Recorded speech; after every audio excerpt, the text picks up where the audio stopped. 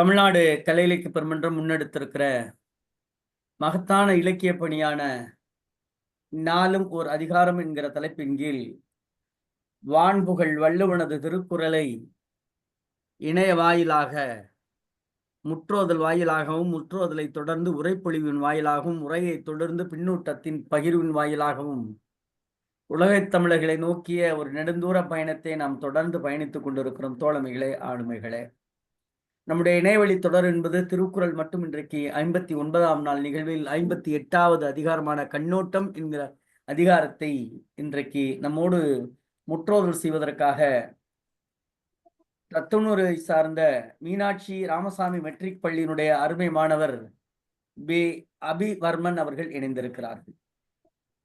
அதே போல உரைப்பொழிவை நம்மோடு செய்வதற்காக கடலூரில் இருக்கக்கூடிய மகளிர் அறிவியல் கலை மற்றும் மேலாண்மையில் கல்லூரியினுடைய தமிழ்துறை தலைவர் இணை பேராசிரியர் முனைவர் கீதா அம்மா இணைந்திருக்கிறார். அம்மா அவர்கள் பயிலரங்கம், கருத்தரங்கங்கள் என கட்டுரையாலும் அந்த அவையினுடைய தலைமையாலும் இலக்கியத்தை வாசித்தும் நேசித்தும் பணி செய்யக்கூடிய இலக்கிய ஆளுமை ஆவார்.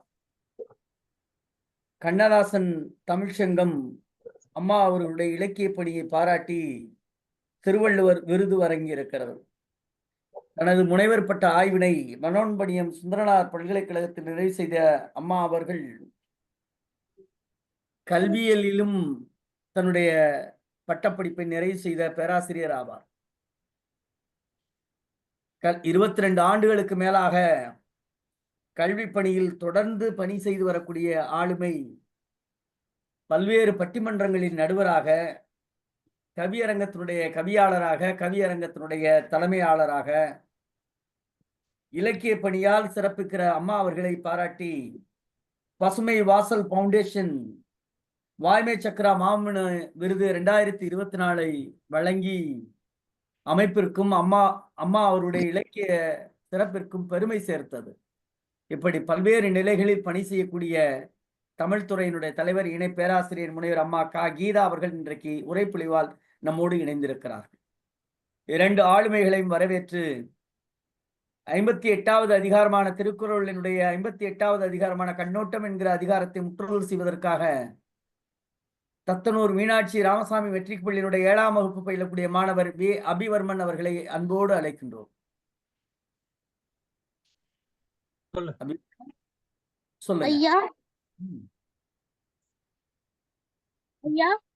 சொல்லுங்கம்மா, சொல்லுங்க ஐயா.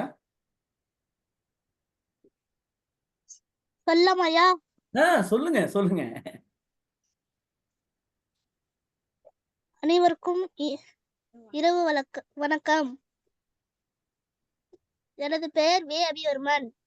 நான் மீனாட்சி ராமசாமி வித்யாலயில் 7ஆம் வகுப்பு படிக்கிறேன்.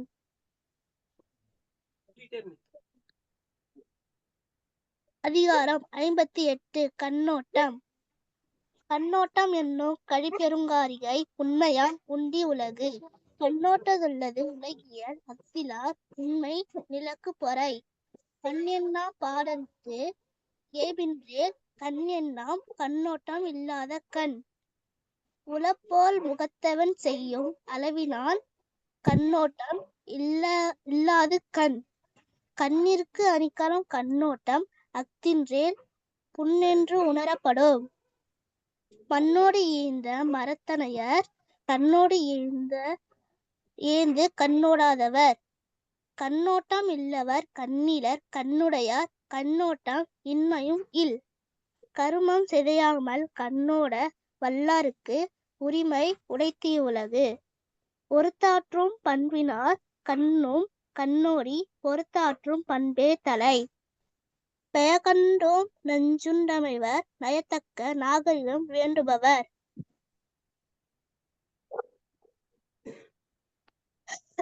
உங்களுடைய பெற்றோர் சொல்லுங்க. எனக்கு வாய்ப்பளித்த குரலரசி சங்கீதா கண்ணன் அவர்களுக்கும் மற்றும் பயிற்றுனர் பா விஷ்ணுவுக்கும் நன்றி. நன்றி. உங்க முகத்தை கொஞ்சம் காட்டுறீங்களா? உங்க பெற்றோருடைய பேர் என்ன? அப்பா அம்மா பேர் என்ன? செல்வி வெங்கடேசன். பரவாயில்ல. நிறைய பிள்ளைங்க இன்னைக்கு எல்லாம் அம்மா பேரை முதல்ல சொல்லிதான் அடுத்து அப்பா பேரை சொல்லுதுங்க. பரவாயில்ல, வாழ்த்துக்கள், ரொம்ப சிறப்பு. நீங்க உங்க முகத்தை காட்டிட்டே சொல்லியிருக்கலாமே. ஓகே. செல்வி வெங்கடேசன் தம்பதியுடைய அருமை மகனார் அபிவர்மன் அவர்களுக்கு தமிழ்நாடு கலை இலக்கிய பெருமன்றத்தின் சார்பாக நெஞ்சம் நிறைந்த வாழ்த்துக்களையும் பாராட்டுகளையும் சொல்லி, அவர் இணைய காரணமாக இருந்த இலக்கிய ஆளுமைக்கும், குறிப்பாக அவர் பள்ளியினுடைய தலைமை ஆசிரியர், தமிழாசிரியர், வகுப்பாசிரியர் அத்தனை பேருக்கும் தமிழ்நாடு கலை இலக்கிய பெருமன்றத்தின் சார்பாக நெஞ்சம் நிறைந்த வாழ்த்துக்களையும் பாராட்டுகளையும் பதிவு செய்கிறோம். தோழமைகளே, ஆளுமைகளே, உங்களுடைய ஐயா, உங்களுடைய குரல் ரொம்ப நல்ல மழலையா இருக்கு. 7ஆம் வகுப்பு தான் சொன்னீங்க. நாங்கள் அதான் உங்களை வீடியோ ஆன் பண்ண சொன்னதுக்கான காரணம், நல்ல குழந்தை சொல்றது மாதிரி இருக்கு, சின்ன குழந்தை சொல்றது மாதிரி இருக்கு, நல்லா இருக்கு. வாழ்த்துக்கள், சிறப்பு. நன்றிங்க. உரைப்பொழிவு தருமாறு முனைவர் கீதா அம்மா அவர்களை அன்போடு அழைக்கிறேன். நன்றி அம்மா.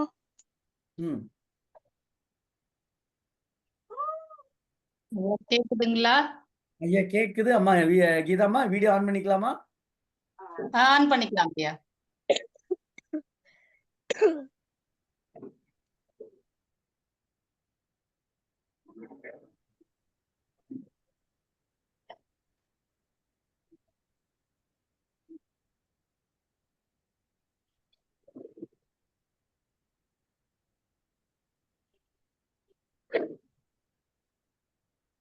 கீதாம்மா பேசுங்கம்மா. கேக்குதுங்க ஐயா. கேட்குதுமா, நீங்க ஆரம்பிங்க. வீடியோ ஆன் பண்ணிட்டு பேச தமிழ்நாடு கலை இலக்கிய பெருமன்றம் நடக்கும் வீடியோ தெரியல. ஏன்னா இது இணைய வழியில போயிட்டு இருக்கு, எல்லாரும் வலைவழியில பார்க்கிறாங்க, முகநூல்லையும் பார்க்கிறாங்க. வீடியோ ஆன் பண்ண வாய்ப்பு இருக்கு.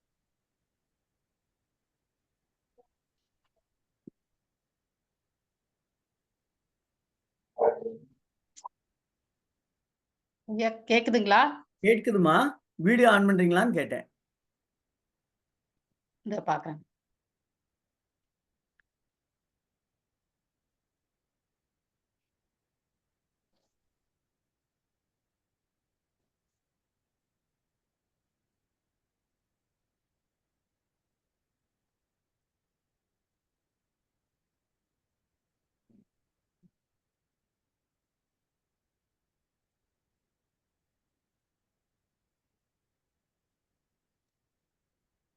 பேசுங்கம்மா. ஐயா தெரியுங்களா? நல்லா நல்லா தெரியுதுமா, பேசுங்கம்மா. வணக்கங்க ஐயா. பேசுங்க. தமிழ்நாடு கலை இலக்கிய பெருமன்றம் நடத்தும் திருக்குறள் நாளும் ஒரு அதிகாரம் இணைய வழி 58வது நாள் நிகழ்வில் பேராசிரியர் கரு முருகன் ஐயா அவர்களுக்கும், பொதுச் செயலாளர் மருத்துவர் அரமையா அவர்களுக்கும், மேனாள் பொதுச் செயலாளர் ரவீந்திர பாரதி ஐயா அவர்களுக்கும், நவநீத கிருஷ்ணன் ஐயா அவர்களுக்கும், எங்கள் கல்லூரியில் முன்னாள் பணிபுரிந்த பேராசிரியர் புனிதவதி அவர்களுக்கும் என் நன்றி கலந்த வணக்கத்தை நல்குகின்றேன். இவ்வாய்ப்பிற்கு நன்றிங்க ஐயா.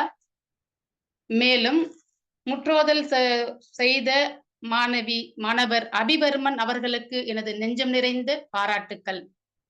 இன்று நாம் பார்க்க போகக்கூடிய அதிகாரம் 58.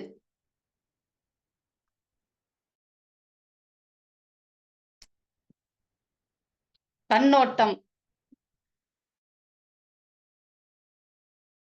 பொதுவாக இரக்கம் என்பதை குறிக்கக்கூடிய சொல்லாக இருப்பினும், கண் கூட்டல் ஓட்டம், அதாவது கண் கொண்டு பிற நிலையை பார்த்து செயலோட்டம் செய்வதாக சொல்லப்படுகின்றது.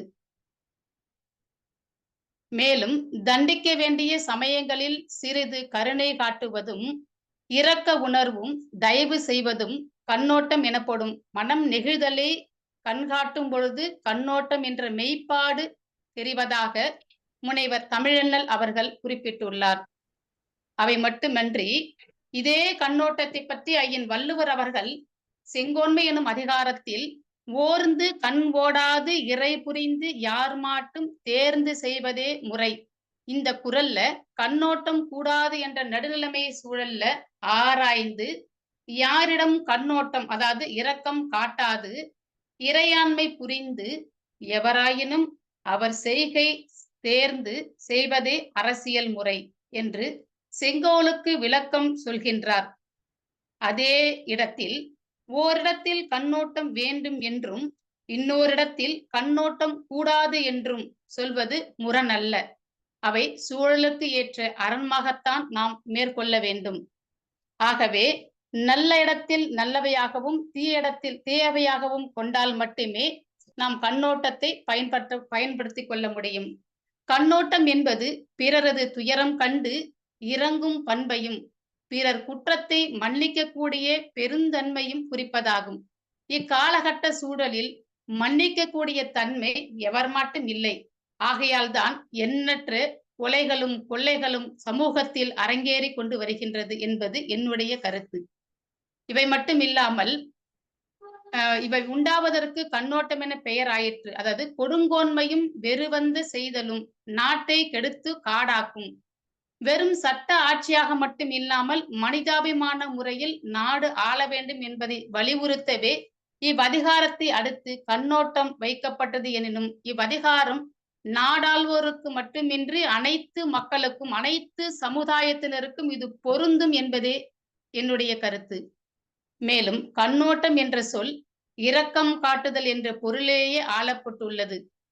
அது கண்ணின் வழியாக அன்பை செலுத்துதல் என்ற பொருளில் நின்றது. கண் என்ற சொல் இரக்கம் என்ற பொருளிலும் குரல் பயன்படுத்தப்பட்டு உள்ளது. கண்ணின்று கண்ணற சொல்லினும் என்னும் பாடலில் உள்ள கண் அற என்ற தொடர் இரக்கம் இல்லாமல் என்ற பொருளில் வந்தது. கண்ணோட்டம் அதிகாரத்தில் ஒரு குறள் தவிர்த்து 9 குறட்பாக்களில் கண் என்னும் சொல்லும் கண்ணோட்டம் என்னும் தொடரும் பொதிந்து நிற்கின்றதை காண இயல்கிறது. கண்ணோட்டம் என்பது அன்பும் இரக்கமும் கொண்ட கண்ணின் உயிரோடு பிணைந்த பண்பையும் குறிக்கும். அதாவது துன்புற்ற ஒருவரை காணும் பொழுது மனம் இலகி அவர்கள் துன்பத்தை களைதலையும் குற்றம் செய்தலை ஒருவர்பால் இயல்பாக இறங்கி குற்றத்தை பொறுத்தலையும் கண்ணோட்டம் என கொள்வர். இது எடுத்துக்காட்டா நம்ம சொல்ல போனீங்கன்னா, இப்ப ரீசெண்டா நடக்கக்கூடிய இந்த நிலநடுக்கமாகட்டும், ஆழி பேரலையாகட்டும், இப்ப ஒரு சென்ற கடந்த மாதங்களாக இருக்கக்கூடிய பெரும் வெள்ளமாகட்டும், இவையெல்லாம் கண்டு எண்ணற்ற மக்களும் எண்ணற்ற நாட்டினரும் உற்று நோக்கிய கண்களால் எண்ணற்ற உயிர்களை துடிதுடித்து இருக்கக்கூடிய உயிர்களை எல்லாம் உலக நாடுகள் ஓடோடி வந்து கண்ணோட்டத்தினால் உதவிகரம் புரிந்ததும், சாலை ஓர விபத்தில் துடிக்கக்கூடிய உயிர்களை காணும் பொழுதும் பொறுக்காத மனமும் உதவ துடிக்கக்கூடிய கைகளும் இயங்குவது இரக்கம் என்கின்ற கண்ணோட்டமே காரணமாகத்தான் இருக்க வேண்டும். ஒப்புரவு செய்தல், அதாவது பிறருக்கு உதவுதல், புரிந்தறிதல், அதாவது பாதுகாக்கப்படுதல், தவறிழைத்தால் பொறுத்து ஆகிய உலகத்து உயிர்களது நடை இறக்க பண்பில் அமைவது.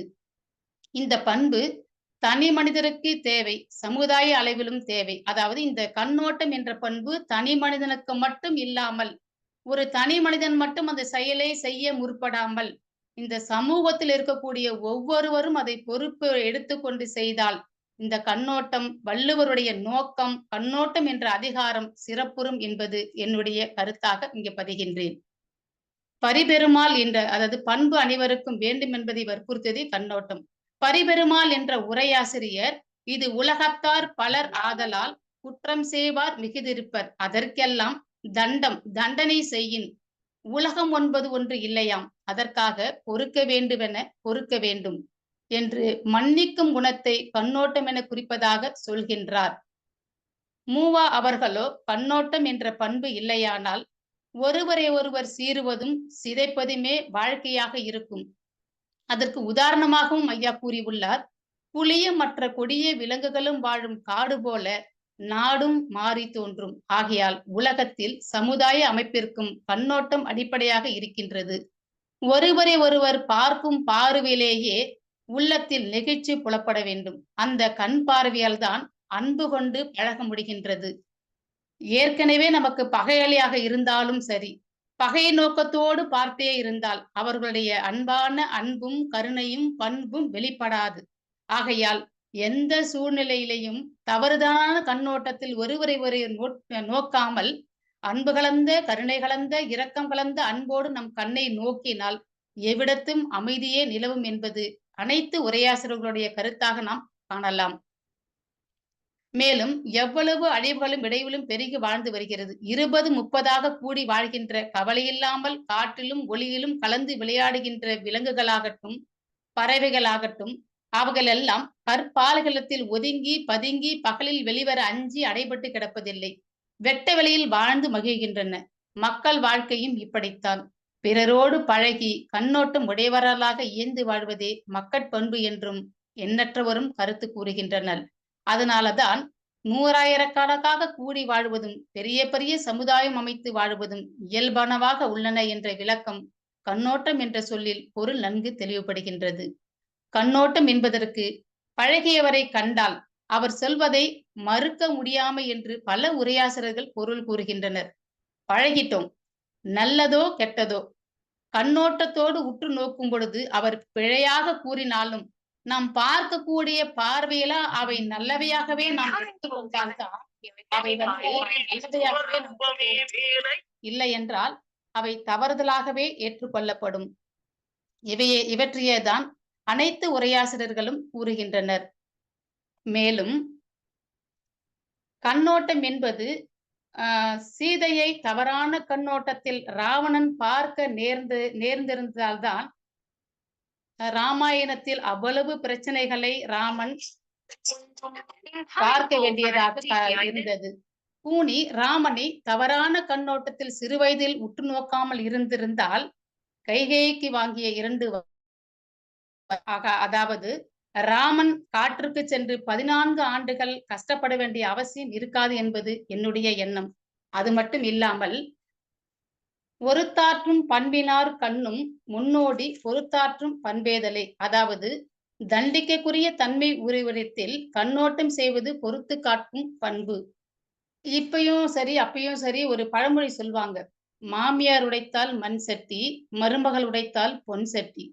எந்த தவறாக இருந்தாலும் உட்கார்ந்து தீர ஆலோசித்து பேசி கண்ணோடு கண் நோக்கினால் மட்டுமே அந்த பிரச்சனைக்கு ஒரு தீர்வு ஏற்படும் என்பது அனைவருடைய கருத்து. யாராக இருந்தாலும் பிழை செய்தார் என்றால் கண்ணோடு கண் நோக்கும் பொழுது அவர்கள் தவறு செய்திருந்தால் தன் பார்வை நேராக இருக்காது. எனவே கண் நோக்கும் பொழுது அனைத்து குற்றங்களும் இங்கே தவிர்க்கப்படலாம். மற்றும் கண்ணோட்டம் என்பதற்கு பழகியவரை கண்டால் அவர் சொல்வதை மறுக்க முடியாமல் சிலர் அதை ஏற்றுக்கொள்வார்கள் என்பது உரையாசிரியர்கள் பொருள் கூறுகின்றனர். பழகியவர்களை பற்றியும் அவர் சொல் மறுக்க முடியாமல் பற்றியும் இவ்வதிகார பாடல்கள் எந்த இடத்திலும் ஆனால் கூறப்படவில்லை.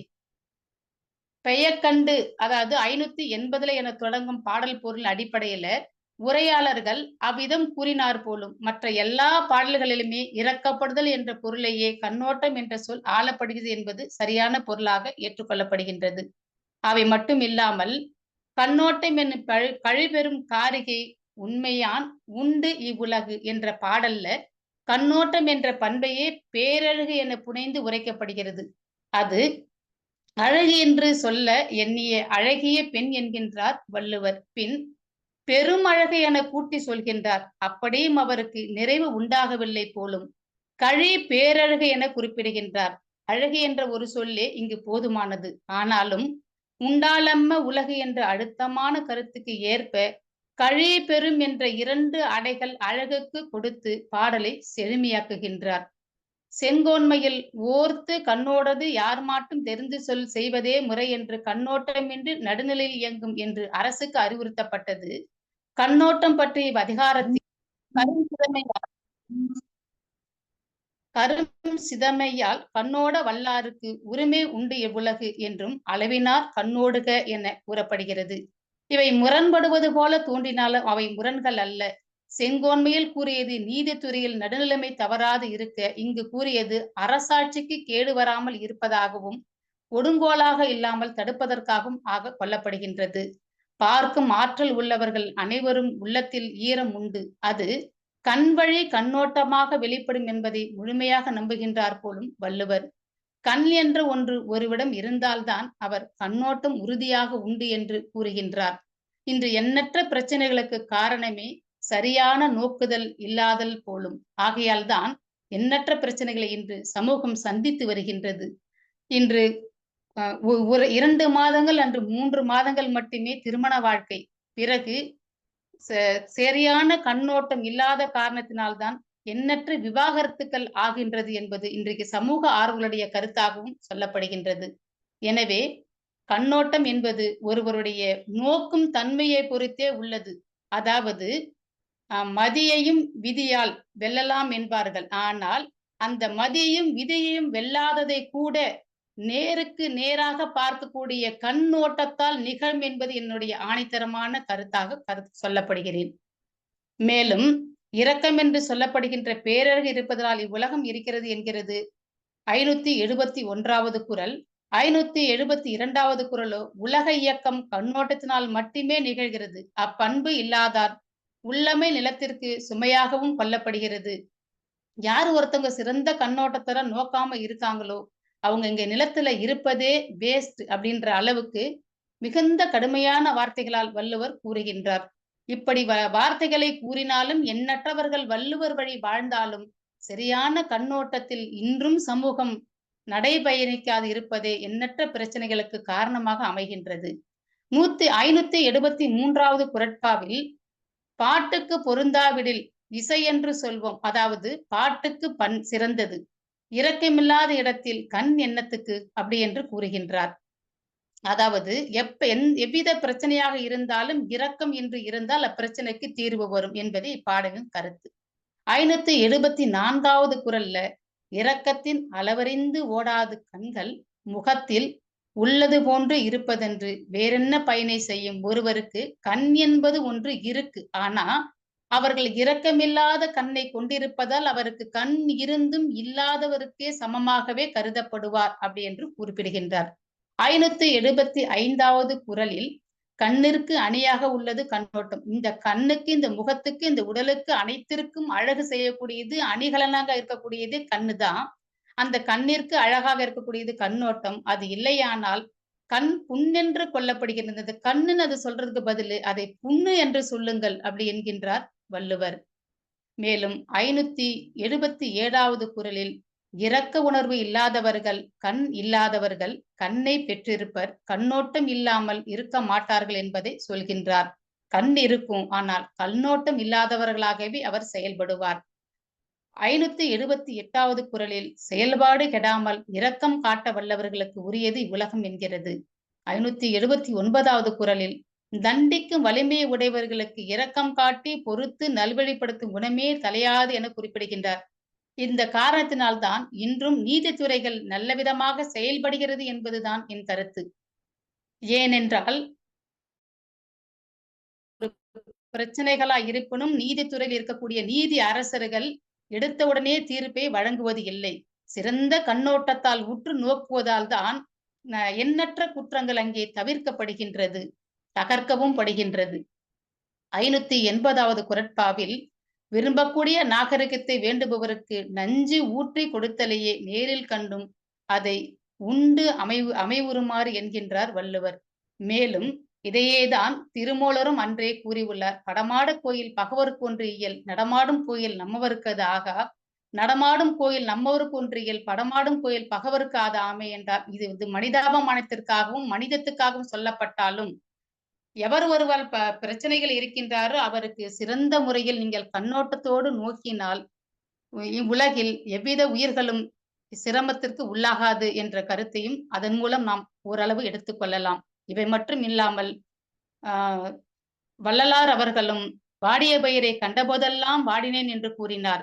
அவர் சிறந்த கண்ணோட்டத்தோடு எல்லா உயிர்களையும் தம் உயிர் போல் கருதினார் போலும். ஆகையால் தான் வாடிய பயிர்கள் கூட தம் உயிரை போலவே கருதியிருக்கிறார். எனவே சமூகத்தில் உள்ளவர்கள் சிறுவரானாலும் சரி, பெரியவரானாலும் சரி, ஏழையானாலும் சரி, பணக்காரனாலும் சரி, எவராக இருந்தாலும் எவ்வித குறைபாடும் இன்றி, எவ்வித பாகுபாடும் இன்றி அனைவரும் ஒன்றே என்ற கண்ணோட்டத்தோடு நோக்கினால் சமூகத்தில் எண்ணற்ற பிரச்சனைகள் தவிர்க்கப்படும். இதற்கு வள்ளுவம் நமக்கு வழியெடுத்து செல்கின்றது. அவ்வள்ளுவத்தை நாம் மேற்கொள்வோம், வள்ளுவர் வழி நடப்போம் என்று இவ்வாய்ப்பிற்கு நன்றி கூடி விடைபெறுகிறேன். நன்றி, வணக்கம்.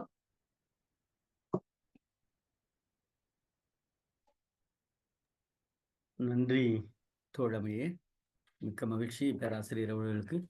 வழக்கம் போல் பின்னூட்டத்தை தொடங்கி வைக்கிற நம்முடைய கவிஞர் ரவீந்திர பாரதி ஐயா அவர்கள்.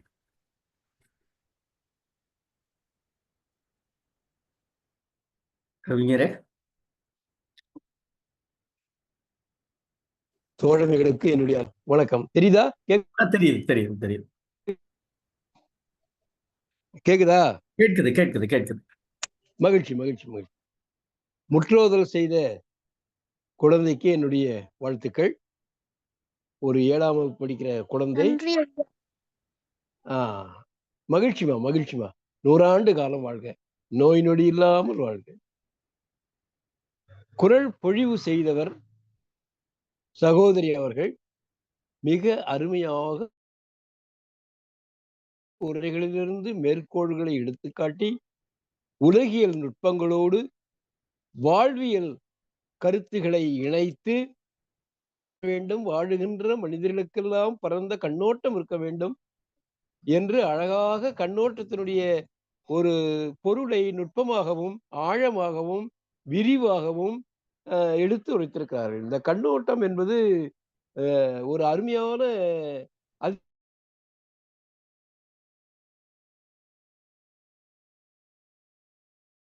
வள்ளுவக்கூடிய ஒரு பெருமகன்.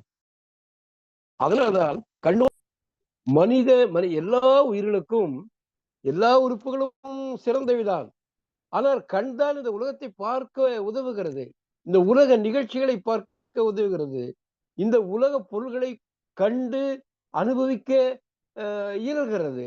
எனவே கண் இல்லை என்றால் இந்த உலகத்தை நாம் பார்க்க முடியாது, உலக நடைமுறைகளில் நாம் ஒரு மகிழ்ச்சியோடு ஈடுபட முடியாது. கண் முக்கியமான ஒரு உறுப்பு, இன்றியமையாத உறுப்பு. ஆனா இந்த கண்ணுல எப்படி பார்க்கலாம்? கோபத்தோடு பார்க்கலாம், வெறுப்போடு பார்க்கலாம், அருவெறுப்பா பார்க்கலாம், அசிங்கமா பார்க்கலாம், அன்பா பார்க்கலாம், அருளோடு பார்க்கலாம், இரக்கத்தோடு பார்க்கலாம், அரவணைப்போடு பார்க்கலாம். கண் ஒரு மிக அருமையான மொழி பேசக்கூடிய ஆற்றல் வாய்ந்த உறுப்பு. அதனாலதான் கண்ணோட்டம். என்னங்க, எவ்வளவு அறிவு நுட்பம் வளர்ச்சி அடைந்தால் தமிழ் சமூகத்திலே இப்படி ஒரு மேதை உருவாகி இருப்பார்.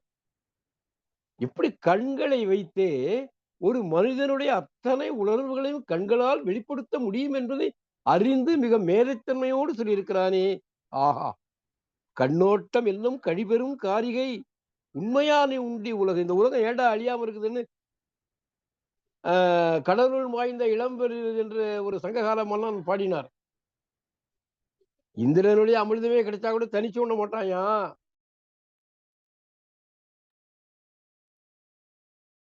அது பழிய சொல்லுவான். அப்படிப்பட்ட தனக்கென வாழாது பிறர்க்கென வாழுபவர் இருப்பதனால்தான் இந்த உலகம் அழியாமல் இருக்கிறதுன்னா, அப்போ எவ்வளவு சிறந்த கண்ணோட்டம் இருந்தால்தானே தனக்கென வாழாது பிறர்க்கென வாழ முடியும். அதே மாதிரி இந்த முதல் குறள்ல என்ன அழகா சொல்றான் பாருங்க. கண்ணோட்டம் என்கிற ஒரு அழகு இந்த உலகத்தில் இருப்பதனால் தான்டா இந்த உலகம் அழியாம இருக்குது. எடுத்து முத்தாய்ப்பான்னு சொல்லிவிட்டார். அப்புறம் உலகியல், இந்த உலகியலே தாய் பார்க்க வேண்டும், தந்தை தாயை கண்ணோட்டத்தோடு பார்க்க வேண்டும், பெற்றோர் குழந்தைகளை கண்ணோட்டத்தோடு பார்க்க வேண்டும், ஆசிரியர் தன் அன்பு மாணவ செல்வங்களை கண்ணோட்டத்தோடு பார்க்க வேண்டும். அப்பெல்லாம் வாடினேன். எவ்வுயிரும் தம்முயிர் போல் எண்ணி உள்ளே யாரெல்லாம் தன்னுடைய உள்ளத்தில் எல்லா உயிர்களையும் சமமாக கருதுகின்றார்களோ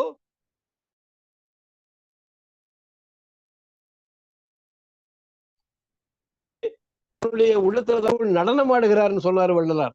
இப்ப கடவுள் வேற எங்கேயும் இல்ல, நல்ல உள்ளம் படைத்தவன், கருணை உள்ளம் படைத்தவன், கண்ணோட்டம் உள்ளவருடைய உள்ளத்துல கூடியிருக்கிறார். அவருடைய அடி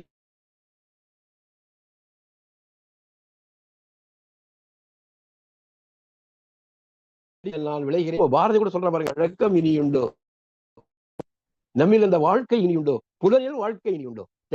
ஒரு மனிதனை மனம் நோகுமாறு வெறுக்கிற மாதிரி பார்க்க கூடாதப்பா. கண்ணை பத்தி எவ்வளவு அழகா சொல்றாரு பாருங்க. படிக்காம முதல்ல புண்ணியா, படிச்சவங்க முதல்ல கண்ணுன்னு கல்வி அதிகாரத்துல சொன்னாரு. ஆனா இங்க என்ன சொல்றாருன்னா, கண்ணோட்டம் இல்லாதவனுடைய முகத்துல இருக்கிறதெல்லாம் புண்ணுடான்றார். இந்த முதல் 2 குறளும் கண்ணோட்டத்தினுடைய சிறப்பை இன்னொன்னு சொல்றான் பாருங்க. ஒரு ஒரு இசை அது அந்த இசை வந்து பாடலோட பொருத்தமா இருக்கணும். பொருத்தமா இல்லைன்னா அந்த இசைக்கும் பயனில்ல, அந்த பாடலுக்கும் பயனில்லை. பாடல் எடுபடாது. பாடலோடு இசை பொருந்தி வரவில்லை என்றால் எந்த பயனும் இல்லை. அதுபோல ஒவ்வொரு மனிதனிடத்திலும் அந்த கண்ணு அப்படின்னா அந்த கண்ணுல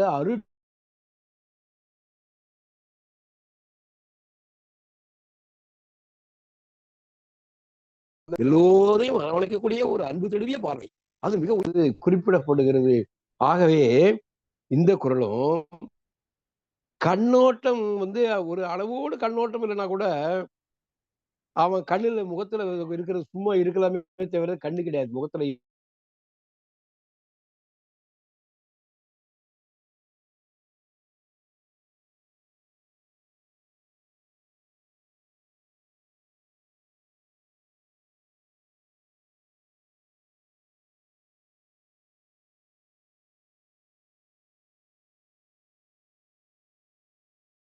பூசுகிறார்கள். அதல்ல, கண்ணுக்கு கண்ணெல்லாம் புண்ணுன்றார்.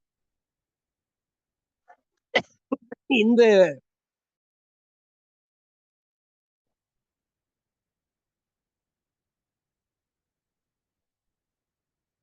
கண்ணோட்டம் இல்லாத கண்ணின் குற்றத்தை சொல்றார். கண்ணோட்டம் இல்லைன்னா அந்த கண்ணுக்கு பயன் இல்லைன்றார். இந்த பண்ணெண்ணாம் பாடலுக்கு இயல்பின்ற குறளும்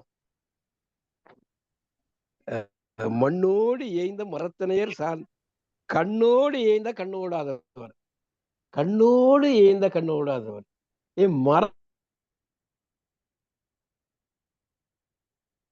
மரத்துக்கு கண்ணு இருக்குதா? இல்ல. கண்கார கண்ணு என்பது எல்லோரையும் பார்த்து தழுவ வேண்டும். கண் அந்த அந்த அருள் உணர்வு இல்லாதான் எல்லா மனிதர்களையும் சமமாக நோக்க முடியும். சமமாக நோக்குவதுதான் கண்ணோட்டம் தான் உயர்ந்த பண்பு. காரணம் சிறந்த கண்ணோட்டம் உடையவராக இருப்ப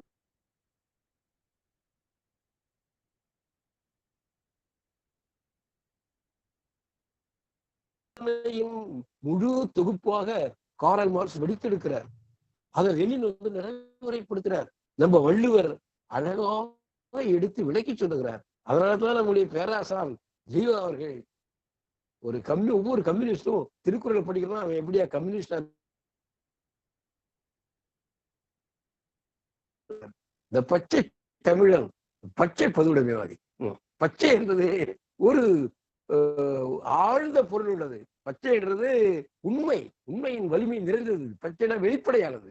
அப்படி வெளிப்படையாக இந்த கண்ணோட்டம் என்ற அதிகாரத்தை வள்ளுவர் மிக அழகாக படைத்திருக்கிறார். சகோதரி அவர்கள் மிக சிறப்பாக குறளையே கூட எடுத்து சொல்லாமல் அந்த குறளின் பொருளை அழகாக ஒவ்வொரு குறளின் பொருளையும் இந்த அதிகாரத்தின் 10 குறளின் பொருளையும் எடுத்து ஒரு விரிவான உரையை, ஒரு உலகம் தழுவிய பார்வை கொண்ட உரையை, எல்லா மனிதர்களும் நேசிக்கக்கூடிய ஒரு உரையை, எல்லா மனிதர்களும் நேசிக்கணும்னு சொன்னா சமத்துவம் வந்தே தீரும்.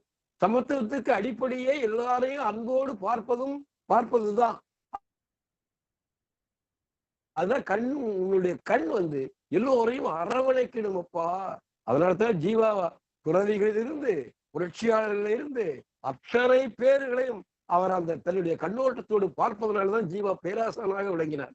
என் அன்பான நண்பர்களே, நீங்கள் எல்லோரும் நல்ல கண்ணோட்டத்தோடு இருக்கிறீர்கள். அதனாலதான் திருக்குறள்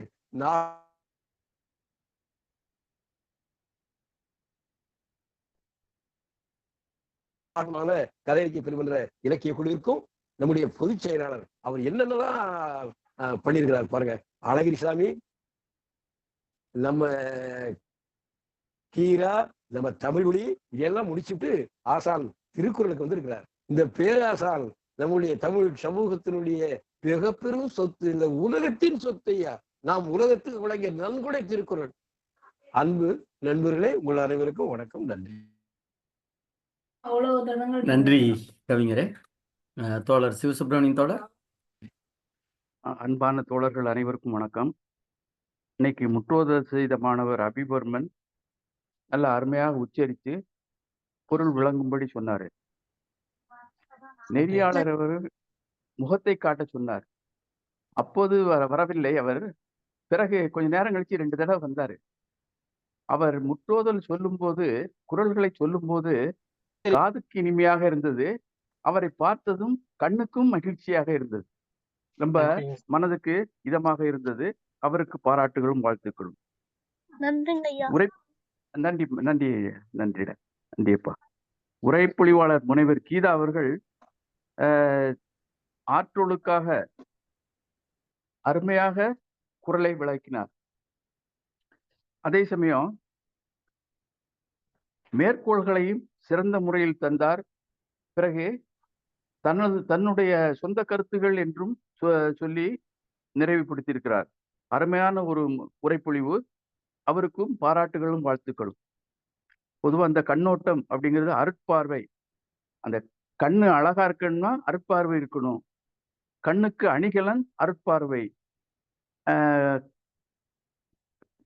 பகைவனுக்கும் அருள் புரியணும். பகைவன் மட்டும் ரொம்ப இரக்ககுணம் கொண்டு இருக்கணும்.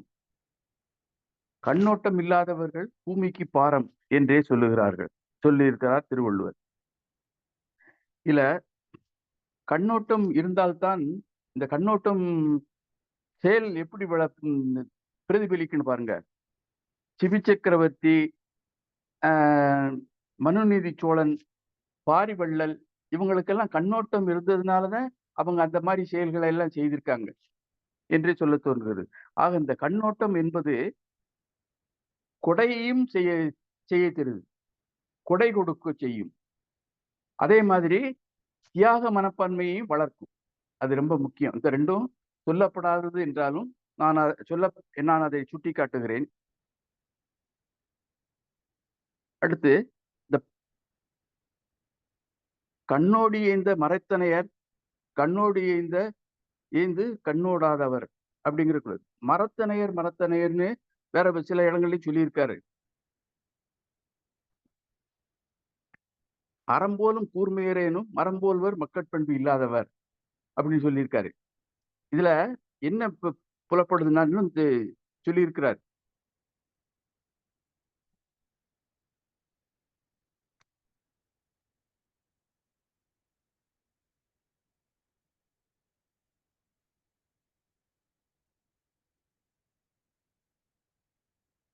உரம் ஒருவருக்கு உள்ள வெறுக்கை அகதியில்லார் மரம் மக்களையாதலே வேறு ஊக்கமுடைமைன்னு சொல்லியிருக்காரு.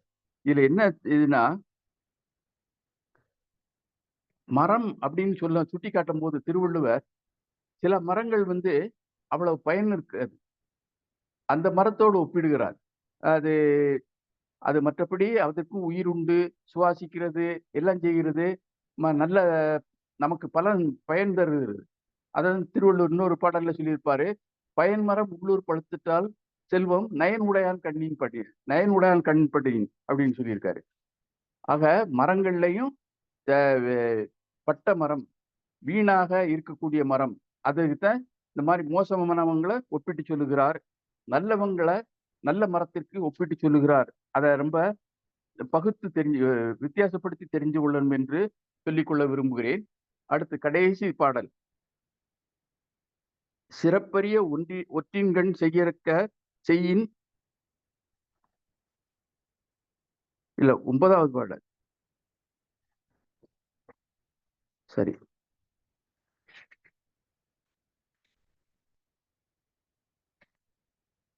10வது பாடல், பேக்கண்டும் நஞ்சுண்டு அமைவர் நயத்தக்க நாகரிகம் வேண்டுபவர். எவ்வளவு நஞ்சு கொடுத்தாலும் நட்பின் மீதுரலால் அதை உணவு அருந்திருவாங்க, சாப்பிட்டுக்கிடுவாங்க அப்படிங்கிறத சொல்லியிருக்காரு. அத கண்ணோட்டம் உள்ளவர்கள், கண்ணோட்டம் உள்ள நண்பர் அந்த மாதிரி அரிய செயல்களை எல்லாம் செய்வார் அப்படின்னு சொல்லியிருக்காரு. இத நற்றிணையிலையும் இந்த கருத்தை சொல்லியிருக்கு. நற்றிணையில ஒரு பாடல், முந்தை இருந்து நட்டோர் கொடுப்பின் நஞ்சும் உண்பர் நனிநாகரியர். நஞ்சுனாலும் சரி, நமக்கு விருப்பமானவர்கள் கொடுத்தா அதையும் ஏற்று உண்ண வேண்டும் அப்படின்னு அவங்கதான் நல்ல நாகரிகம் உள்ளவர்கள் அப்படின்னு குறிப்பிடுகிறார். இப்படி இந்த மாதிரி திருவள்ளுவர் இந்த கண்ணோட்டம் என்ற அதிகாரத்தை சொல்லி இருப்பது இந்த எல்லா காலத்திற்கும் ஏற்றது, பொருத்தமானது என்று சொல்லி என்னுடைய பின்னூட்டத்தை நிறைவுபடுத்திக் கொள்கிறேன். வாய்ப்புக்கு நன்றி, வணக்கம். நன்றி சிவசுப்பிரமணியன் தோழர் அவர்களே. ரேவதி அம்மா. தமிழ்நாடு உறுப்பினர்கள் அனைவருக்கும் என் வணக்கத்தை தெரிவித்துக் கொள்கிறேன். கண்ணோட்டம் முற்றுதல் செய்த மாணவன் அபிவர்மன் அனைவரும் கூறியது போல் மழலை மொழியில் நன்றாக முற்றுதல் செய்தார். அவருக்கு என்னுடைய வாழ்த்துகள். குறைப்பழிவு முனைவர் கீதா அவர்கள் கூறும்போது அனைவருக்கும் புரியும்படியாக மிக சிறந்த முறையில் குறைப்பழிவு தந்தார்கள். அருமை. என்ற அதிகாரத்தில் தாட்சண்யம், அந்த கண்ணோட்டம்னா தாட்சண்யம்ங்கிற ஒரு வார்த்தை கூட இருக்கு அப்படிங்கிற மாதிரி இருக்கு. அது ஒரு மிகப்பெரிய நற்குணம் அப்படின்றாங்க. கருணை கண் இல்லாதவங்க இந்த பூமிக்கு பாரம்னு சொல்றாரு திருவள்ளுவர். பாடலுக்கு எப்படி இசையோ அது போல மனிதருக்கு இரக்கம் வேணும். இசை இல்லாத பாடல் நல்லா இருக்காது. அதே மாதிரி மனிதனுக்கு இரக்கம் இல்லைன்னா அவன் மனிதனே இல்லை. கண்ணோட்டம் இல்லாத கண்கள் அல்ல அப்படின்ட்டாரு. அதாவது பரவாயில்ல. அடுத்து கண்ணோட்டம் இல்லாத கண் புண்ணுன்ட்டாரு. அடுத்து கண்ணோட்டம் இல்லாதவன் உலவி வந்தாலும் ஓரறிவு ஒரே இடத்துல நிலைத்து நிற்கக்கூடிய மரத்திற்கு சமம். என்னென்னலாம் சொல்றாங்க பாருங்க. கண்ணோட்டம் இல்லாதவர், கண் இல்லாதவர், கண்ணோட்டம் இல்லாதவர் கண் இல்லாதவர் அல்ல. ஆனா கண் இல்லாதவங்களுக்கு கண்ணோட்டம் இல்லைன்னு சொல்ல முடியாது அப்படின்றாப்ல. அடுத்த கண்ணோட்டம் உடையவர்களுக்கே உலகம் புரியது. இதுல எல்லாத்தையும் விட வருத்தம் இயல்பு உடைய அந்த மோசமான மனிதர்கள்ட்ட கூட இரக்கம் காட்டுறதுதான் நல்ல சிறந்த அரசனுடைய பண்புன்னு சொல்லிட்டு, கடைசியில ஒருத்தன் நமக்கு தெரிஞ்சாலும் நஞ்சே கொடுத்தாலும் அதையும் சாப்பிட்டுட்டு அவனை வெறுக்காது மறுபடியும் அவன் கூட நம்ம நட்பா இருக்கணும் அப்படிங்கிறதுக்கெல்லாம் மிகப்பெரிய ஒரு மனசு வேணும். அந்த மனசு இருந்தாதான் இந்த மாதிரியெல்லாம் செய்ய முடியும். நம்ம பாடல்கள்லயே கூட கண்ணிலே அன்பு இருந்தால் கல்லிலே தெய்வம் வரும் அப்படிங்கிற அந்த சாதாரணமா எழுதி எல்லாருக்கும் புரியுற மாதிரி செஞ்சிருக்காங்க. இன்னொரு பாட்டுல இருக்கும், முருகனை பத்தி பாடுற பாட்டுல, பன்னிரு விழிகளிலே பரிவுடன் ஒரு விழியால் என்னை நீ பார்த்தாலும் போதும் அப்படின்னா, அந்த ஒரு விழியில பார்த்தா அந்த கருணை நமக்கு கிடைச்சாலே போதும் அப்படிங்கிற அந்த அர்த்தத்தை கொடுக்குற மாதிரி பாடல்களும் நிறைய இருக்குன்னு தேடி பார்க்கட்டும். கண்ணோட்டம் என்ற அந்த அதிகாரம், இந்த நாளும் ஒரு அதிகாரம் என்ற ஒரு நிகழ்வு நடக்கிறதுனாலதான் நாங்க திருக்குறள் புத்தகத்தை கையில எடுத்து இப்படியெல்லாம் இருக்குங்கிறது எனக்கெல்லாம் தெரிய வருது. அதுக்கு முந்தையெல்லாம் இந்த மாதிரி குறள்களை நம்ம காதுல கூட கேட்டது அப்படிங்கிற மாதிரி ஒரு எண்ணம் வருது. திருக்குறள் ஒரு ஆழமான கடல், அதுல உள்ள நம்ம போயிட்டே இருக்கோம். வாய்ப்புக்கு நன்றி. நல்லது. நன்றி தோழமையே. சாத்தூர் கணேசன் தோழர். தோழர்கள் அனைவருக்கும் வணக்கம். இன்று ஒரு அருமையான அதிகாரம் கண்ணோட்டம். உண்மைதான், அந்த கண்ணை வச்சுதான் எல்லாமே நடந்துகிட்டு இருக்குது. இதுல முற்றுதல் செய்த அபிவர்மன் தம்பி மழலை மொழியில் மிகவும் சிறப்பாக அந்த முற்றுதலை 10 குறள்களையும் ரொம்ப சிறப்பாக சொன்னார்கள். அவர்களுக்கு பாராட்டுகளும் வாழ்த்துக்களும். அதேபோல் உரை பொழிவு நிகழ்த்திய அம்மா கீதா அவர்கள் இந்த கண்ணோட்டத்தை அவங்க இந்த முன்னாடி இந்த அதிகாரத்தை ஆரம்பிக்கிறதுக்கு முன்னாடி அவர்கள் சொல்லக்கூடிய விளக்கத்தை பார்க்கும்போது மிகவும் சிறப்பாக இருந்துச்சு. நிறைய எடுத்துக்காட்டுகள். உண்மைதான், இந்த கண்ணோட்டம் எப்படி எப்படியெல்லாம் இருக்கும் அப்படின்னு சொல்லி அவங்க சொன்னாங்க. அதே மாதிரி பின்னூட்டம் ரவீந்திர பாரதியா சொல்லும்போது நிறைய சொன்னாங்க. அதாவது கண்ணோட்டத்துல பார்க்கும்போது அன்பு இருக்கும், கருணை இருக்கும், இரக்கம் இருக்கும், பரிவு இருக்கும், கோபம் இருக்கும், வேகம் இருக்கும், வெகுளித்தன்மை இருக்கும். இப்படி எல்லாமே அந்த கண்ணோட்டத்துல நம்ம கண்டுபிடிச்சுக்கலாம். சொல்லுவாங்க ஒரு சில பேருக்கு, நீங்க என்ன அந்த அவரை போய் பார்த்தியா? ஆமா ஆமா பார்த்தேன், அவன் முகத்துல சீதேவி தாண்டவம் ஆடிக்கிட்டு இருக்கா அப்படின்னு சொல்லுவாங்க. அப்ப அந்த சீதேவி தாண்டவம் ஆடிக்கிட்டு இருக்கான்னு சொன்னோம்னா என்ன அர்த்தம்? அவன் கண்ணுடைய பார்வையை வச்சே அவன் கண்டுபிடிச்சிட்டு வந்துட்டான். இவங்கிட்ட போய் நம்ம போனோம்னா, அவங்ககிட்ட போனோம்னா, என்னப்பா அவனை போனையா செஞ்சியா, அவனா பார்த்துட்டு போனா புளுத்து நாய் கூட முன்னாடி வராது அப்படின்னு சொல்லுவாங்க. அது என்ன காரணம்னா, அவனுடைய பார்வையும் அவனுடைய அந்த முகத்தினுடைய தன்மையும் மாத்தி கொடுத்து, அந்த கண்ணுல மாத்தி கொடுத்து. இதே மாதிரி ஐந்தறிவு ஜீவன்களை பாருங்க. ஒரு பால் கொடுக்கக்கூடிய மாடாக இருந்தாலும் சரி, அந்த கன்று குட்டியாக இருந்தாலும் சரி, அதுல பார்க்கும்போது நம்மளுடைய பார்வையை வச்சே அந்த இது கண்டுபிடிச்சிடலாம். அதனுடைய பார்வையும் அப்படித்தான் இருக்கும், நம்மளுடைய பார்வையும் அப்படித்தான் இருக்கும். அப்ப அந்த கண்ணு அந்த கண்டுக்குட்டி பால் கேங்குதுன்னு சொல்லி அதை கண்ணாலேயே அதை சொல்லிடும். அதனுடைய கண்ணோட்டம் அப்படி இருக்கும். அப்ப நம்மளுடைய கண்ணோட்டத்தை அதை கண்டுபிடிச்சிரும். அப்ப நம்மளும் வந்து அதனுடைய கண்ணோட்டத்தையும் கண்டுபிடிச்சிருவோம். அதே மாதிரி என் பிள்ளைக்கு பால் வேண்டி இருக்குன்னு சொல்லி அந்த பசு சொல்றதையும் பார்த்தேன், அதை கண்ணை பார்த்தாவே நமக்கு தெரியும். அதே போலதான் நாய் பூனையும் பார்த்தேன்னா அந்த இதுல நம்மளை புரிஞ்சுக்கிடுவோம். இவன் வந்து கோவத்துல வர்றான், இவன் வந்து அன்புல இருக்கிறான், இவனை ஒட்டிக்கலாம், இவன் காலோட சேர்ந்து நம்ம பின்னி பிணைஞ்சுக்கலாம் அப்படின்னு சொல்லலாம். அந்த கண்ணோட்டத்துல வந்து அவ்வளவு அர்த்தம் பொதிந்திருக்கு. அதே போல அரசியலை பொறுத்தமட்டில் இந்த கண்ணோட்டம் மிகவும் முக்கியம். இப்போ ஒரு தலைவர் பேச போறாருன்னா அவனுடைய கண் அசைவை வச்சே அவன் கண்டுபிடிச்சிருவான். இவன் எப்படி பேச போறான், என்ன செய்ய போறான், என்ன நம்மள கவுக்க போறானா, ஆப்பு வைக்க போறானா அப்படிங்கறது வந்து அதுல கண்டுபிடிச்சிடலாம். அதைத்தான் எப்படி சொல்றாங்கன்னா, கண்ணோடு கண்ணு பேசும்போது வாய்ச்சொல்லுக்கு என்ன வேண்டி இருக்கு, தேவையில்லையே, நம்மளே பார்த்து அழகா பேசி பண்ணி முடிச்சுக்கிடுவோம் அப்படின்னு சொல்ற மாதிரி ஒரு பொதுவான கருத்து நம்ம சமூகத்துல நிலவிக்கிட்டு இருக்கிற ஒரு தன்மையை வந்து திருவள்ளுவர் வந்து இந்த 10 குறளிலுமே ரொம்ப சிறப்பா சொல்லியிருக்காங்க. மிகவும் அருமையான அதிகாரம். இப்போதைக்கு நமக்கு தேவையான அதிகாரம் தான், அழகான அதிகாரம். அதை கீதா அவர்கள் ரொம்ப சிறப்பா சொன்னாங்க. அவர்களுக்கு வாழ்த்துக்களும் பாராட்டுகளும். வணக்கம், வாழ்க வளமுடன். வணக்கம், வாழ்த்துக்கள். நன்றி ஐயா. நன்றி தோழமையே, மிக்க மகிழ்ச்சி. வேற யாராவது பின்னூட்டம் இருக்கீங்களா? இல்லைன்னா நிறைவு பின்னூட்டம் போயிடலாம். நன்றி. நிறைவாக தமிழாசிரியர் நல்லாசிரியர் ஐயா நாகராஜன் ஐயா. மகிழ் மாலை நேரத்திலே வணக்கத்துக்கு உரிய அவையை வணங்குகின்றேன். என்னை பொறுத்தளவுல கண்ணோட்டம் உங்களுடைய பார்வையில, மன்றத்தின் பார்வையில நான் உணர்ந்து கொள்வது, கண்ணுக்கு என்ன இருந்தாலும் ஒரு சிறப்பு அம்சம் இருக்கத்தான் செய்யுது. சிவபிரகாச சுவாமி எழுதுறாங்க, ரொம்ப அழகா எழுதுறாங்க. எந்த உறுப்பை நீ தாக்கினாலும் அழப்போவது கண்தானே என்று கேட்கிறார். ஒரு துறவியினாலே சிந்திக்க முடிகிறது. அத விளையாட்டா சொன்னா, உலகத்தில் இருக்கக்கூடிய மாபெரும் ராஜதந்திரியாக கண்ணை சொல்ல முடிகிறது. சேலை கட்டிய மாதரை நம்பாதே என்றது பேச்சு வழக்கில் சொல்லப்பட்ட பழமொழிதான் என்றாலும், சேல் அகட்டுதல் அதை ரொம்ப அழகா சிறக்கணித்தாள் என்று வள்ளுவர் பதிகிறார்.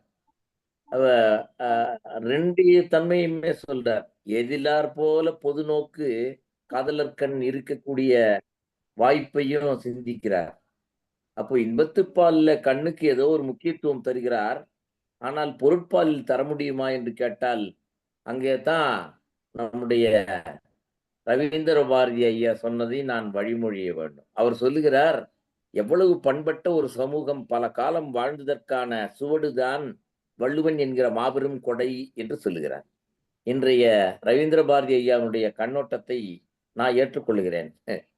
அதோடு மட்டுமல்ல, மன்றத்தினுடைய கண்ணோட்டம் சிறார்களிலே இருந்து பெரியவர்கள் வரை ஒரே நோக்கிலே வைத்து பார்க்கிறீர்களே, உண்மையிலேயே everybody is equal in front of law என்பது உண்மைதான். சட்டத்தின் முன் அனைவரும் சமம் என்பதை உலகத்திற்கு பிரகடனப்படுத்துகிற மன்றமே இரும்பூதி எய்துகின்றேன். ரொம்ப சரியா சொல்லணும்னா, பாவேந்தன் எழுதி கொண்டே வருவான், எல்லோரும் கொடை தர வேண்டும் என்று கேட்டு எதிர்பார்க்கிறார்கள். குடும்பத்திற்கென்று பண்டிகைக்காக எத்தனையோ ஆடைகள், உடுப்புகள் வாங்க இருக்கிறார் தலைவர். ஆனால் கடைசியிலே நிற்பாள் அந்த சேடி, அந்த வீட்டு பணிப்பெண். அவள் அந்த திரையிலே ஓரத்திலே நின்று கொண்டு தனக்கும் என்பது போல் ஏக்கப்பார்வை விடுவாள். அது சாத்தூர் கணேசன் ஐயா சொல்லுகிற பொழுது உண்மையிலேயே உள்ளம் பொக்குன்னு ஆயிடுச்சு. இரக்கத்திற்குரிய நாய் கூட தன்னுடைய எஜமானிடத்துல பேரன்பையும் பெரும் சூழலையும் கணித்து பார்க்கிறது என்று சொன்னால், எல்லா உயிர்களிடத்திலேயும் அந்த கண்ணோட்டம் இருக்கத்தான் செய்கிறது. அதை சகோதரி ரொம்ப அழகா தொட்டு காண்பித்தார்கள். வள்ளலார் பதிகின்ற பொழுது கண்ணோட்டம் என்பது உயிர்களிடத்திலே கூட ஏற்படுகிறது என்று ரொம்ப அழகா சொன்னார். மனிதனுக்கு உயிர்களிடத்திலே ஏற்படுகிற கண்ணோட்டம், மனிதர்களிடத்திலே உயிர்களுக்கு ஏற்படுகிற கண்ணோட்டம். ஆனால் மனிதர்களே ஒருவரை ஒருவர் பார்த்து கொண்டால் எவ்வளவு பதிகளை தருகிறான். கருமணியில் நீ நிற்க வேண்டாம், நிறைமதி அவள் இருக்க இடமில்லை, கண்ணிலே இருக்கிற பாவையே நீ போதாய் என்று வழி அனுப்புவதை வள்ளுவர் ரொம்ப அழகா அவரே காதலித்ததனால சொல்லுகிறார்.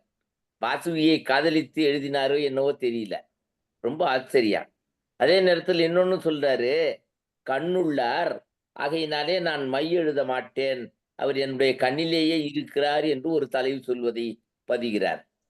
கண்ணில் காண வேண்டும், அவ்வாறு உலகம் கண்டு வியக்க வேண்டும், மாறாக ஏளனம் செய்து நகுகின்றதே, நகுவ கண்ணிற் காண்பார் என்று 1140 உலக இயற்கையை படம் பிடிப்பதை பார்க்கிறோம். அதே நேரத்துல வாராக்கால் துஞ்சுகின்ற கண் அவர் வந்தாலும் அழுகிறது, அவர் சரி வரலையே பிரிவாற்றமையினாலும் அழுகிறது, ஆற்றி இருத்தலிலும் அழுகிறது, பிரிவிலும் அழுகிறது. ரொம்ப அழகா கண் செய்கின்ற காட்சியை என்ன விளையாட்டும் மாயமும் செய்கிறது கண். கண்ணைத்தான் அளவுகோல் என்று சொல்லுகிறார். ஒரு கண்ணினுடைய ஒளி, கண்ணிலே தோணக்கூடிய அந்த ஒரு வியந்து பார்க்கின்ற வியப்புக்குரிய வித்தைத்தன்மை உலகத்திலே பாராட்டும்படியாக சிறப்பாக இருக்கிறதே, அந்த கண் அளவுகோல் என்று 710வது திருக்குறள்ல ரொம்ப அழகா சொல்றார். அதோடு மட்டுமல்ல, நாம என்னதான் மறைத்து வைத்தாலும் கண் தான் முந்தி கொண்டு சென்று விடுகிறதா. ஒருவேளை வருத்தப்பட்டாலும் கண் முன் வந்து காட்டி விடுகிறது, நாம் மகிழ்ச்சியா இருந்தாலும் முந்திக் கொண்டு கண் காட்டி விடுகிறதா. 707வது குறள்ல தான் முந்துரும் என்று அதனுடைய கடமையையும் அதனுடைய நோக்கையும் சொல்லுகிறார். அதே நேரத்துல ரொம்ப சரியா சொன்னா, சாத்தூர் கணேசன் ஐயா சொன்னது மாதிரி, அடுத்தது காட்டும் பளிங்கு போல் கடுத்தது காட்டும் முகம், முகத்திலே இருக்கிற விழி. ஆகையினால ரவீந்திர பாரதியை மறுபடியும் நான் என்னுடைய சிந்தை, மனிதனுக்கு நேர்கின்றப்படுகின்ற போராட்டம், உளவியல் பார்வை, உளவியல் சார்பு, உளவியல் சுற்றி இருக்கக்கூடிய இயக்கம், அது உலகத்திலே இப்படித்தான் அமைந்து விடுகிறது. கண் தான் மிகச்சிறந்த முகவர் என்பதை நாம ஒப்புக்கொள்ளத்தான் வேண்டும். ரொம்ப அழகா சொன்னாங்க சகோதரி. இன்றைய உரையிலே சகோதரியினுடைய உரைக்கு வர்றதுக்கு முன்னாடி இவ்வளவு பிடிகைகளை போட வேண்டியதா இருக்குது.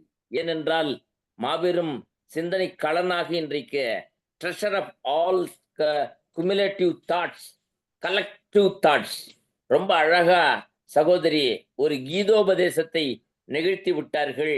ஒரு மாபெரும் கீதையை கேட்டது போல் ஒரு மகிழ்ச்சியை நான் அடைகின்றேன். அப்படியானால் அவங்க சொன்னதுல ஒருத்தல் கூடாது, பொறைப்பண்பு வேண்டும், அதுதான் தலை, ஒரு மன்னனுக்கு இருக்கக்கூடிய கண்ணோட்டம் அதுதான் என்று சகோதரி சொன்னதுல மனக்கூட ஒரு உரை வந்தது. ஆச்சரியம், எத்தனை பேருடைய உரைகளையும் ஆழமாக பயின்றார்கள், பதியமிட்டார்கள். அந்த மரம் என்று நீங்கள் சொன்னதுல ஒரு கருத்தை மட்டும் நான் சிந்திக்கலாம் என்று நினைக்கிறேன். மாபெரும் காரிகை, அழகு பொருந்தியவள், ரவீந்திர பாரதி ஐயா கவிஞர் என்பதனால ஒரு கவிஞனின் உள்ளத்தை 2 சொற்களை போட்டு காரிகையை உயர்த்தினார் என்று ஐயா தொடக்கி வச்சாங்க அவருடைய கண்ணோட்டத்தை.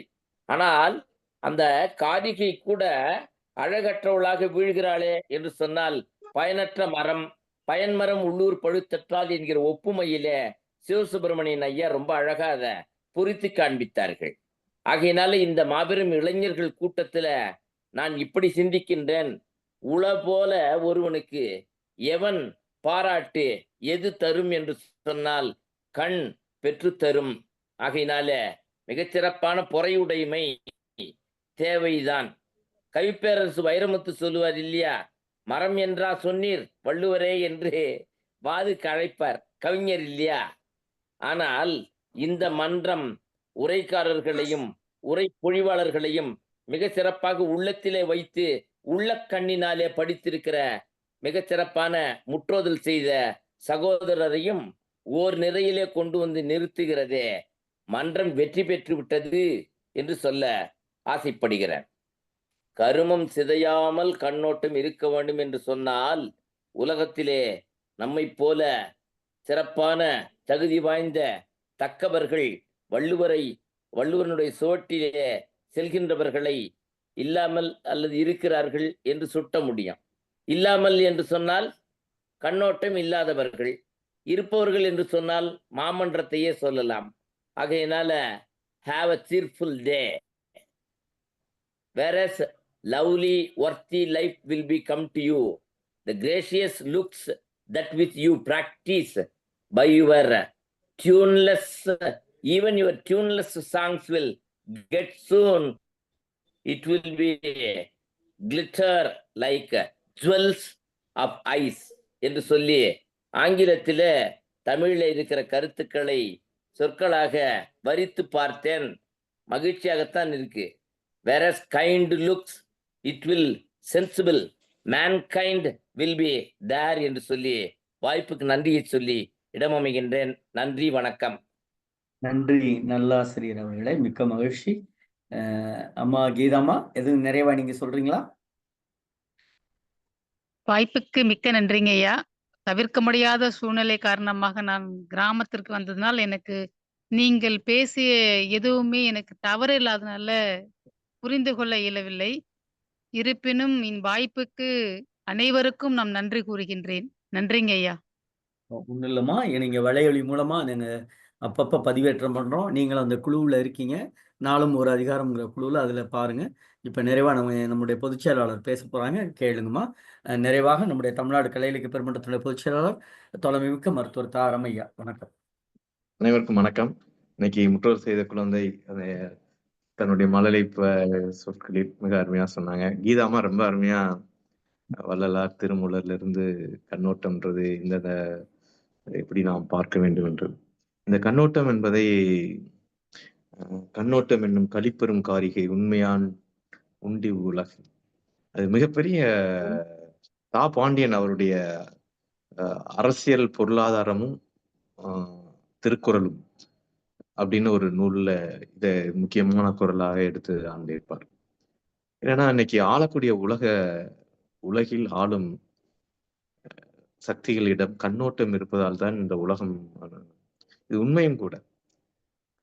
கிட்டத்தட்ட 13,000 அணுகுண்டுகள் உலகத்துல இருக்கு. அது ஒரு பட்டன் அமுக்குனா, ஒரு குண்டு அமுக்குனாலே உலகமே காலியாகிற அணுகுண்டு இருக்கு. இந்த பட்டன் அமுக்கிற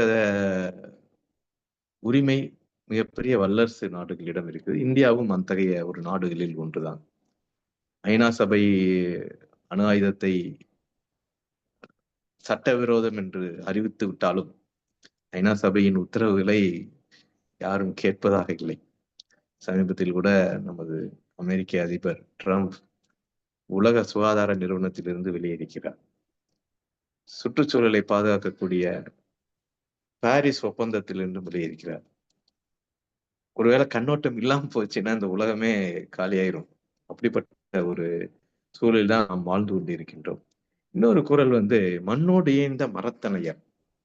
இது எனக்கு பாரதியினுடைய பாஞ்சாலி சபதத்துல வரக்கூடிய அந்த நெட்டை மரங்கள் அப்படின்றப்ப ஏன் சொன்னா இத, வேற ஏதாவது ஏன் மரத்தை போய் இப்படி சொன்னானேன்றது இருக்கும். என்ன கொடுமை இது வென்று பார்த்திருந்தார் ஊரவர்தம் கீழ்மை உரைக்கும் தரமாமோ வீரமில்லா நாய்கள் விளங்காம் இளவரசன் தன்னை மிதித்து தராதளம்ன்றது ஒரு கீழ் உள்ள உலகம், அதுல போக்கியே பொன்னையால் அந்த புறத்தில் சேர்க்காமல் நெட்டை மரங்கள் என நின்றிருந்தார்.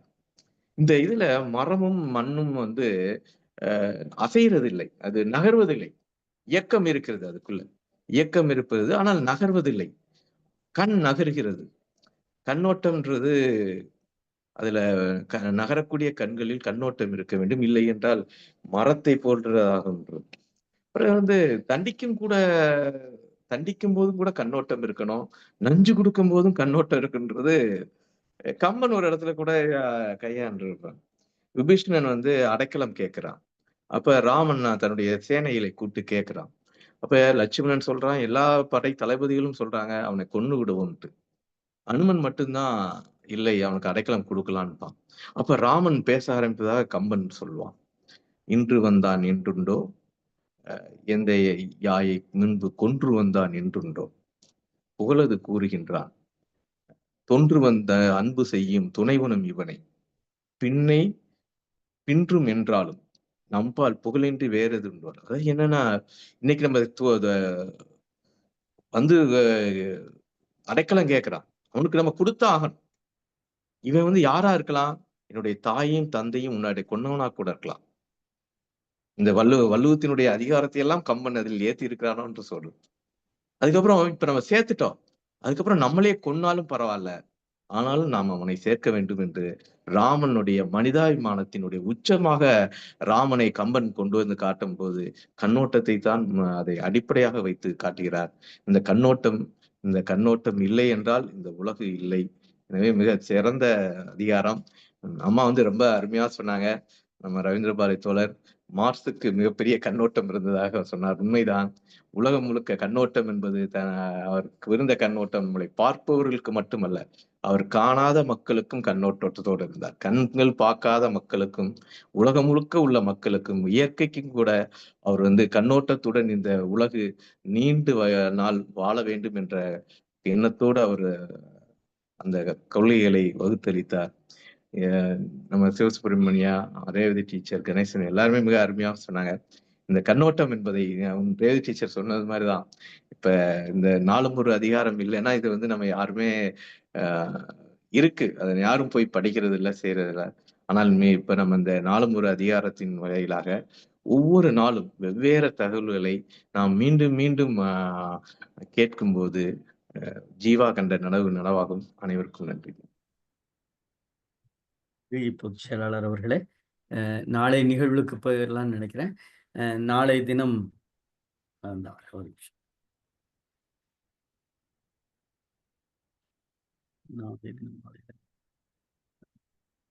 நம்ம பாலாஜி, திருவள்ளூர் மாவட்டத்தினுடைய தோழர் பொருளாளர் பாலாஜி அவருடைய அருமை மகள் பேசுறாங்க. அவங்களுடைய பெயர் பாலாஜி. எடுத்து பாலாஜி தோழர் இணைப்புல இருக்கீங்களா?